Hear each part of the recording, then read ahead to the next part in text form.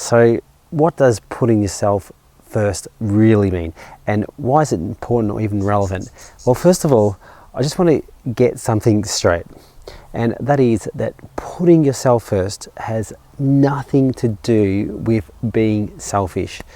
Instead, it's about living your life in a way which enables you to achieve and maintain balance.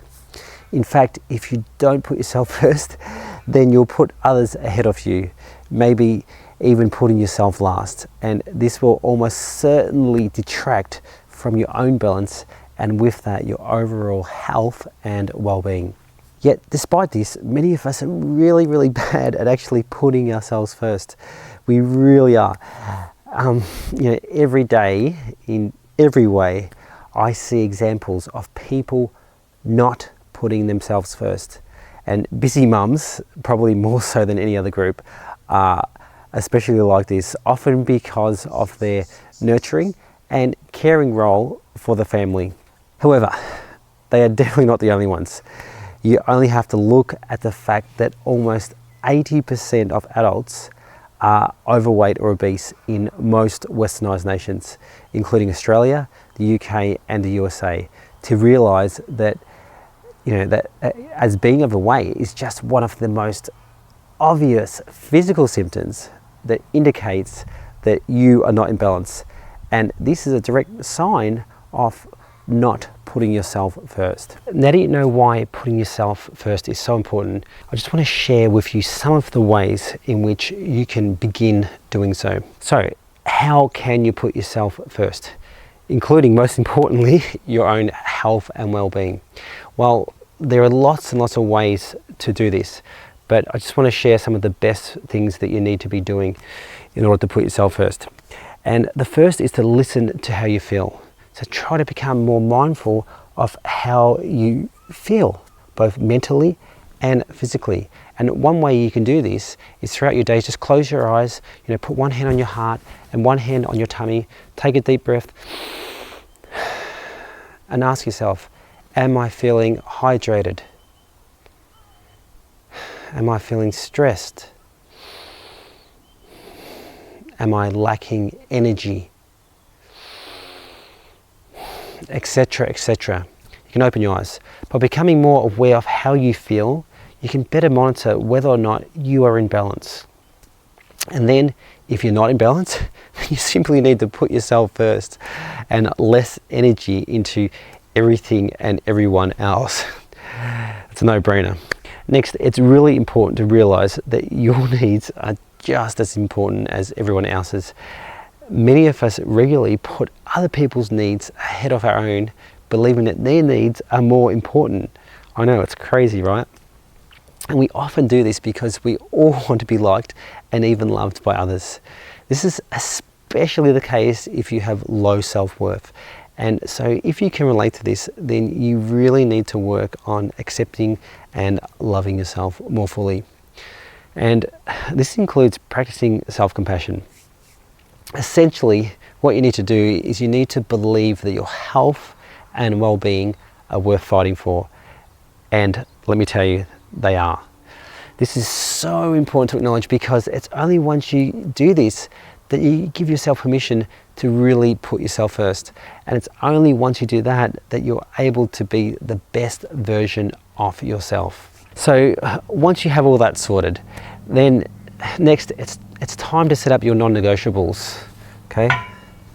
And I want to say that most of us live busy life these days, and that's okay. Just as long as you don't let busyness become an excuse for not putting yourself first, okay? And a great way to do this is to create some non-negotiables. And these are things which you must do, in other words, your top priorities, regardless of whatever else is going on in your day. For example, some of my daily non-negotiables include 1 hour of exercise, okay? 2 hours for cooking and enjoying my meals.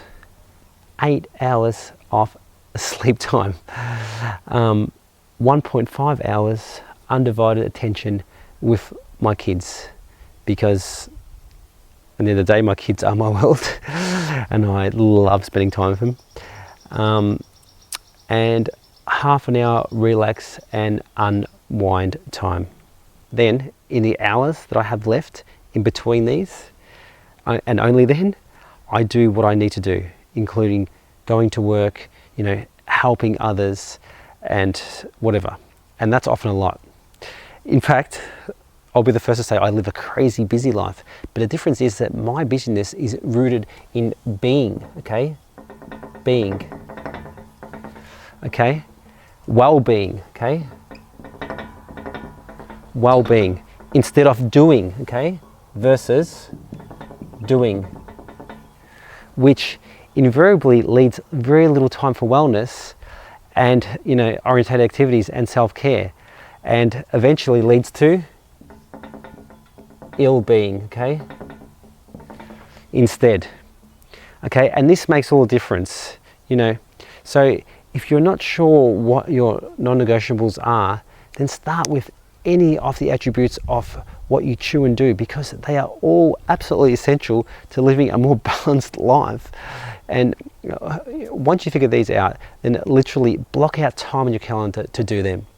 Okay, so the next thing you need to do in order to put yourself first, and this is the one that most people find the hardest, is to get really good at saying no, okay? And this is important because being busy is different to being overcommitted, which is what happens when you cannot say no.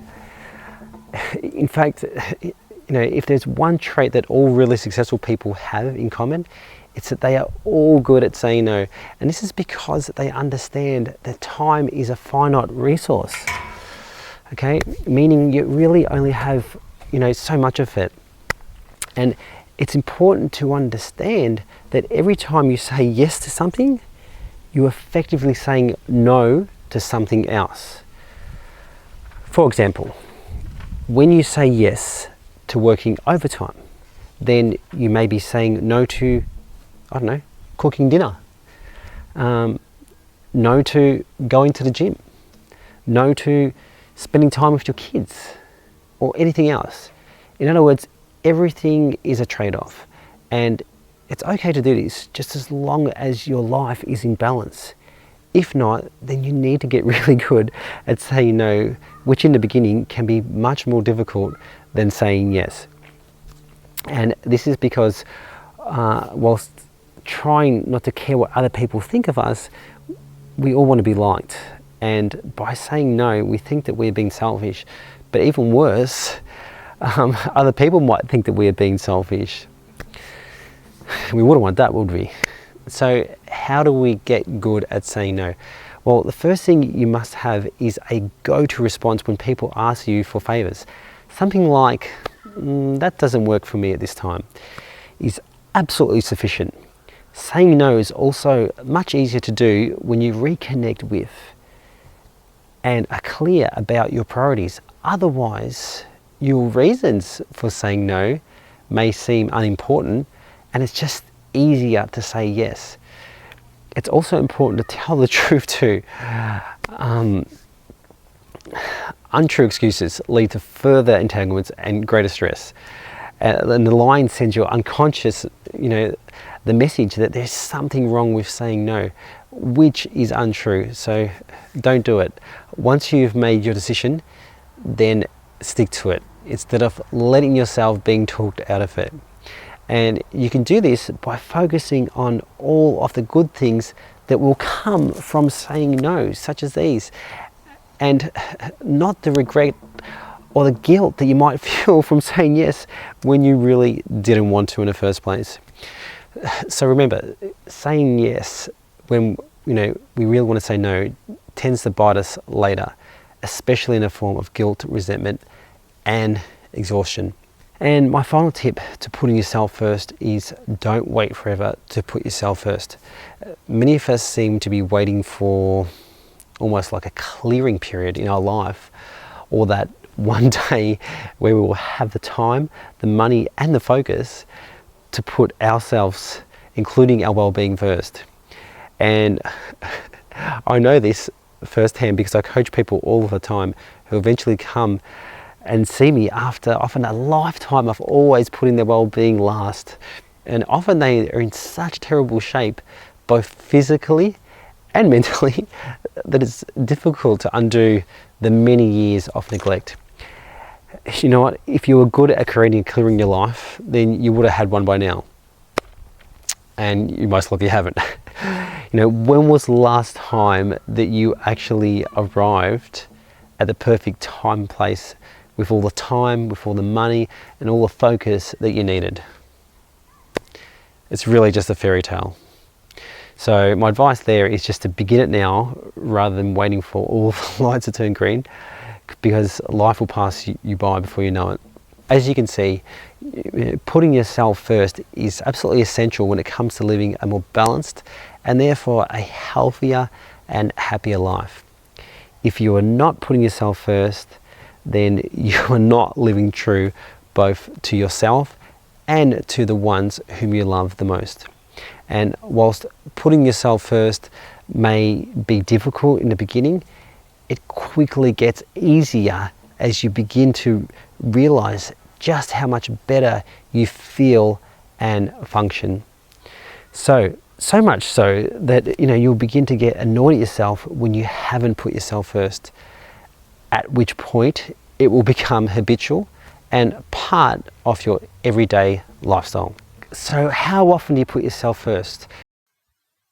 Thanks for watching. Be sure to like, comment, share, and subscribe to learn more about the other essential attributes of staying in your best shape. And until next time, watch what you chew, do what you need to do, and always live true.